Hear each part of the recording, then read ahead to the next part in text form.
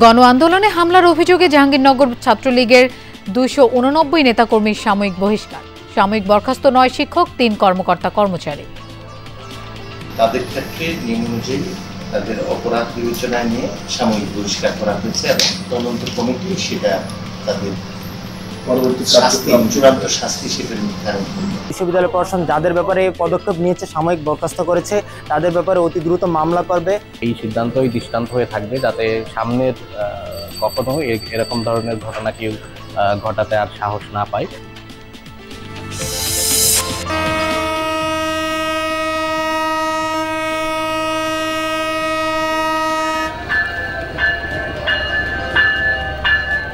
আনুষ্ঠানিকভাবে খুলল দেশের বৃহত্তম যমুনা রেল সেতু। উত্তরবঙ্গের সাথে ট্রেন যোগাযোগ নতুন সম্ভাবনা, উচ্ছ্বসিত স্থানীয়রা। রেল সেতুটা উদ্বোধন করে আমাদের সিরাজগঞ্জ তথা উত্তরবঙ্গের দ্বার খুলে গেল। রেল সেতুটি চালু হওয়ার কারণে আমরা অত্যন্ত আনন্দিত। মাগুরা ও বরগুনায় ধর্ষণের শিকার শিশুর পরিবারের নিরাপত্তা নিশ্চিতের নির্দেশ হাইকোর্টের। ব্যাপক প্রচারণার মাধ্যমে সামাজিক সচেতনতা বাড়ানোর পরামর্শ।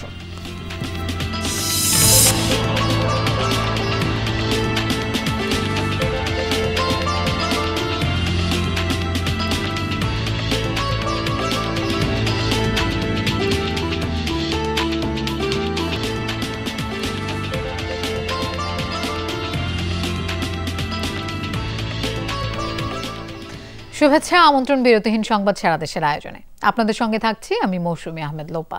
এতক্ষণ শিরোনাম দেখছিলেন। বৈষম্য বিরোধী ছাত্র আন্দোলনে জাহাঙ্গীরনগর বিশ্ববিদ্যালয়ের শিক্ষার্থীদের ওপর হামলার ঘটনায় নিষিদ্ধ ছাত্রলীগের 289 জন নেতাকর্মীকে সাময়িক বহিষ্কার করা হয়েছে। মদদ দেওয়ার অভিযোগে সাময়িক বরখাস্ত করা হয়েছে 9 শিক্ষক ও 3 কর্মকর্তা কর্মচারীকে। বিশ্ববিদ্যালয়ের সিন্ডিকেট সভায় এই সিদ্ধান্ত নেওয়া হয়। সাধুবাদ জানিয়েছে শিক্ষার্থী সহ বিভিন্ন রাজনৈতিক দলের ছাত্র সংগঠন।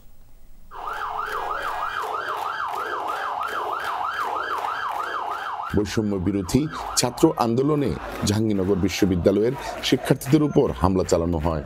সেই ঘটনার প্রায় 8 মাস পর জড়িত শিক্ষক শিক্ষার্থী সহ কর্মকর্তাদের বিরুদ্ধে ব্যবস্থা নিল বিশ্ববিদ্যালয় প্রশাসন।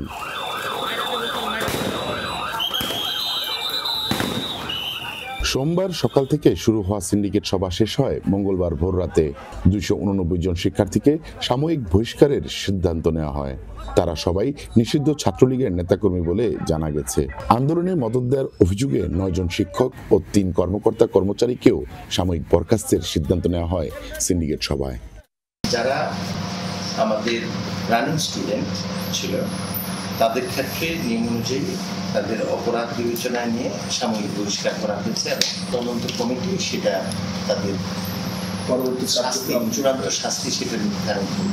সংশ্লিষ্ট তদন্ত কমিটি 53টি সভা করে এবং তারা হচ্ছে যে আমাদেরকে প্রাথমিক একটা রিপোর্ট দিয়েছিল। এই সিন্ডিকেট সভার আগে তারা হচ্ছে যে চূড়ান্ত রিপোর্টটি প্রদান করে।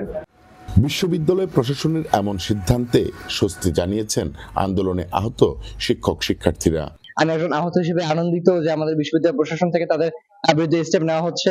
ব্যক্তি কেন্দ্রিত রাষ্ট্র হওয়া উচিত না, রাষ্ট্র তো রাষ্ট্রের বৈশিষ্ট্য অনুযায়ী হওয়া উচিত। এটা একটা ভালো সিদ্ধান্ত। সাধুবাদ জানিয়েছে সাধারণ শিক্ষার্থী সহ বিভিন্ন রাজনৈতিক দলের ছাত্র সংগঠনের নেতাকর্মীরা। আমরা চাই যে বিশ্ববিদ্যালয় প্রশাসন যাদের ব্যাপারে পদক্ষেপ নিয়েছে, সাময়িক বরখাস্ত করেছে, তাদের ব্যাপারে অতি দ্রুত মামলা করবে। বিশ্ববিদ্যালয়ের কোনো শিক্ষক যাতে ভবিষ্যতে এই ধরনের কোনো কর্মকাণ্ডে যুক্ত না হয়, সেই জন্য এই শাস্তিটা তাদের প্রাপ্য ছিল। প্রাথমিক তদন্তে নাম আসা আরো 10 শিক্ষকের বিরুদ্ধে ব্যবস্থা নিতে গঠন করা হয়েছে 6টি স্ট্রাকচারাল কমিটি। সাবেক ভিসি ও ট্রেজারারের পেনশন সুবিধা স্থগিতের সিদ্ধান্ত নেওয়া হয়েছে সিন্ডিকেট সভা। মাহফুজুর রহমান নিপু, যমুনা নিউজ, সাভার। আনুষ্ঠানিকভাবে খুলল যমুনা রেল সেতু। পূর্ব প্রান্ত টাঙ্গাইলের ইব্রাহিমাবাদ স্টেশন থেকে অতিথিদের নিয়ে একটি বিশেষ ট্রেন ছেড়ে যায় পশ্চিম প্রান্ত সিরাজগঞ্জের সয়দাবাদের স্টেশনের উদ্দেশ্যে। মাত্র 3 মিনিটে যমুনা রেল সেতু পাড়ি দেয় ট্রেনটি। রেল কর্তৃপক্ষ বলছে দেশের বৃহত্তম এই রেল সেতু উত্তরবঙ্গের সাথে রেল যোগাযোগে নতুন সম্ভাবনার দ্বার উন্মোচন করল। দেশের অন্যতম মেগা স্ট্রাকচার যমুনা রেল সেতু ট্রেন চলাচলের জন্য আনুষ্ঠানিকভাবে খুলল 4.8 কিলোমিটার দৈর্ঘ্যের সেতুটি।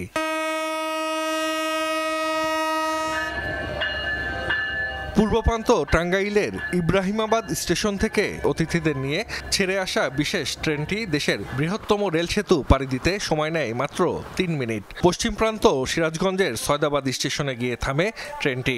গত মাস থেকে নতুন এই সেতুর এক লাইন দিয়ে ট্রেন চললেও এবার চালু হলো পুরোদমে। এত ভালো লাগতেছে যে ভাষায় প্রকাশ করা যাবে না। এই রেল সেতুটা উদ্বোধন করে আমাদের সিরাজগঞ্জ তথা উত্তরবঙ্গের দ্বার খুলে গেল।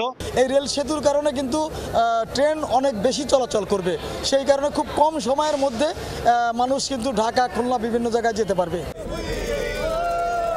Dual gauge double track rail সেতুতে ট্রেনের সর্বোচ্চ গতিসীমা নির্ধারণ করা হয়েছে ঘন্টায় 100 কিলোমিটার। ইব্রাহিমাবাদ স্টেশনে আয়োজন করা হয় উদ্বোধনী অনুষ্ঠানের। প্রধান অতিথি ছিলেন রেলপথ মন্ত্রণালয়ের সচিব। সয়দাবাদ স্টেশনে হয় সংবাদ সম্মেলন। রাজধানীর সাথে উত্তর ও দক্ষিণাঞ্চলের রেল যোগাযোগ দ্রুত ও সহজ করার পাশাপাশি আন্তঃএশীয় রেল যোগাযোগেও সেতুটি গুরুত্বপূর্ণ ভূমিকা রাখবে বলছেন কর্মকর্তারা। বুধবার থেকে নতুন এই সেতু ব্যবহার করে চলা ট্রেনের যাত্রীদের বাড়তি ভাড়া গুনতে হবে আসন ভেদে 45 থেকে 160 টাকা পর্যন্ত। এখন এই রেল ব্রিজটি উদ্বোধন হওয়ার জন্য আমরা সব রকমের ফ্রেট ট্রেন, কন্টেনার ট্রেন কিন্তু আমরা এখান থেকে যাতায়াত করতে পারবে। ভবিষ্যতে সেই রেল আঞ্চলিক যে রেল নেটওয়ার্ক সেটি সাফল্যের জন্য কিন্তু আসলে এই রেল ব্রিজটি বিশেষ ভূমিকা রাখবে। যমুনা সড়ক সেতুতে 2006 সালে ফাটল দেখা দেয় ট্রেন চলাচলে নিয়ন্ত্রণ আরোপ করা হয়। গতিসীমা কমিয়ে আনায় সেতু পাড়ি দিতে সময় লাগত আধা ঘন্টারও বেশি। পরবর্তীতে রেল সেতু নির্মাণের উদ্যোগ নেওয়া হয়। প্রকল্পের ব্যয় প্রায় 17,000 কোটি টাকা। জাহিদ হাসান, যমুনা নিউজ। মাগুরা ও বরগুনায় ধর্ষণের শিকার শিশুর পরিবারের নিরাপত্তা নিশ্চিতে ডিসি ও এসপিকে নির্দেশ দিয়েছেন হাইকোর্ট। একই সাথে একজন সমাজসেবা অফিসার নিয়োগেরও আদেশ দিয়েছেন হাইকোর্ট। মঙ্গলবার বিচারপতি ফারাহ মাহবুব ও দেবাশিস রায় চৌধুরীর হাইকোর্ট বেঞ্চ এই নির্দেশ দেন। পাশাপাশি সামাজিক যোগাযোগ মাধ্যম সহ সব স্থান থেকে ভুক্তভোগী এবং তার পরিবারের ছবি সরিয়ে ফেলার পূর্ব নির্দেশ আবারও বাস্তবায়নের আদেশ দেওয়া হয়েছে। ধর্ষণের মতো অপরাধ কমাতে ব্যাপক প্রচারণার মাধ্যমে সামাজিক সচেতনতা বৃদ্ধির পরামর্শ দেওয়া হয়েছে সংশ্লিষ্ট প্রতিষ্ঠানগুলোকে।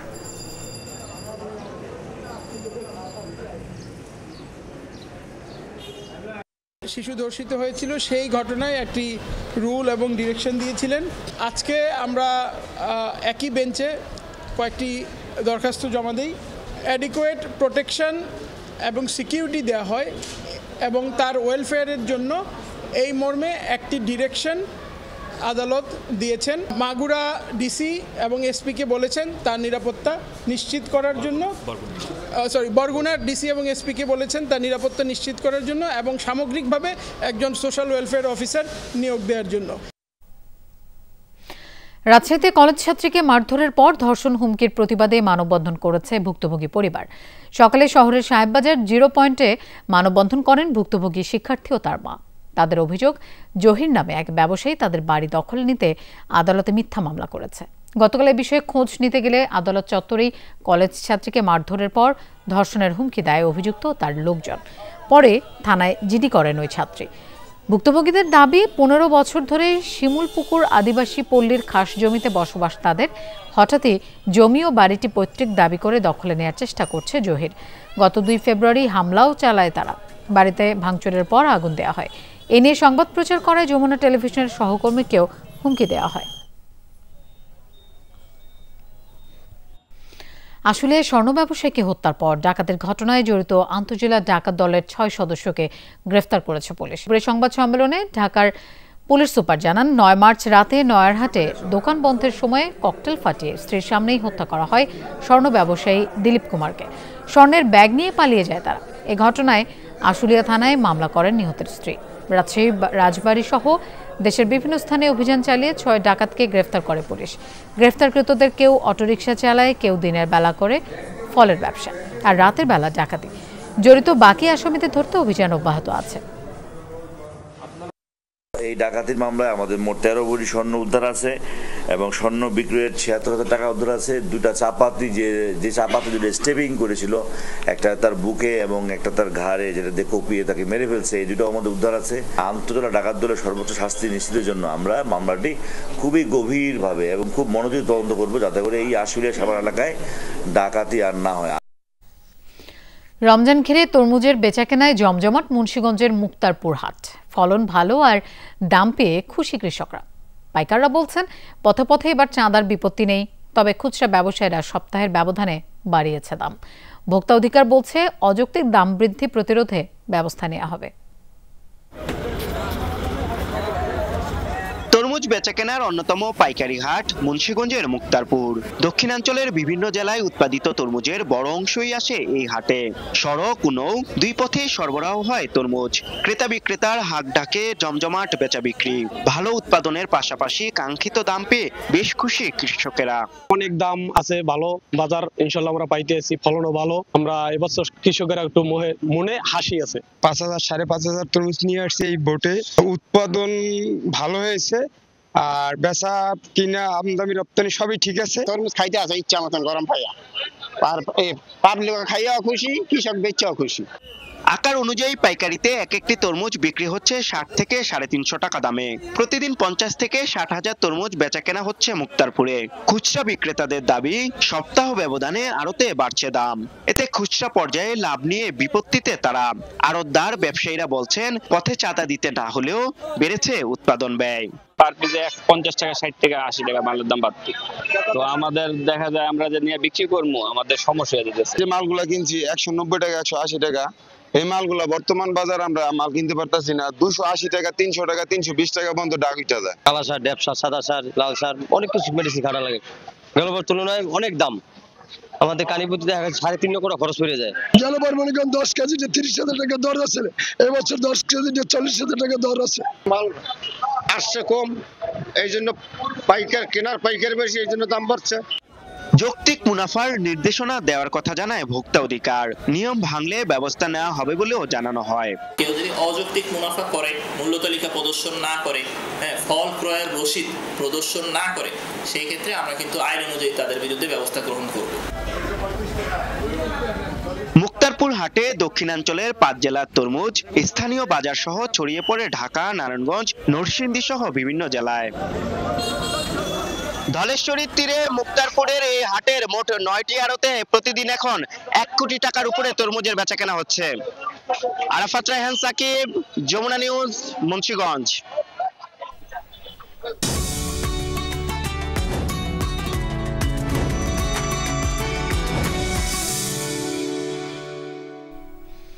দর্শক, ইফতার বাজারের খবর জানবো। গাইবান্ধা থেকে আমাদের সাথে যোগ দিচ্ছেন সহকর্মী জিল্লুর রহমান পলাশ। পলাশ, ইফতারে কোন ধরনের খাবার সবচেয়ে বেশি বিক্রি হচ্ছে গাইবান্ধায়? খাবারের মান নিয়ে কি বলছেন ক্রেতারা?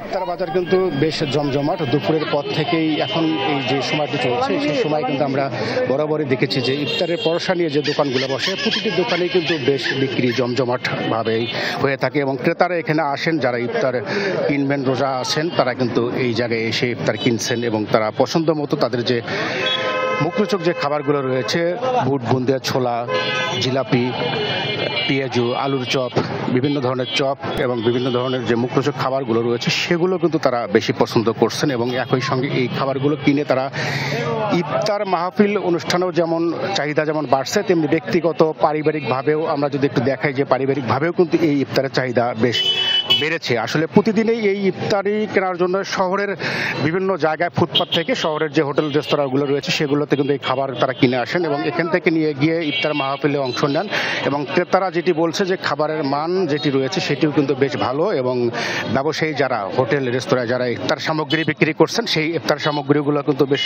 মানসম্মত তারা বেচার চেষ্টা করতেছেন। সব মিলে বলা চলে যে যতই 5টার পর আসলে 6টার আগ মুহূর্ত পর্যন্ত ইফতারের বাজারগুলো কিন্তু বেশ জমজমাটভাবেও এখানে বেচা কিনা হয় এবং নিম্ন আয়ের মানুষ সহ সাধারণ মানুষরা কিন্তু ইফতারি এখান থেকে ক্রয় করেন। পলাশ, আপনাকে ধন্যবাদ আমাদের সাথে যোগ দেওয়ার জন্য।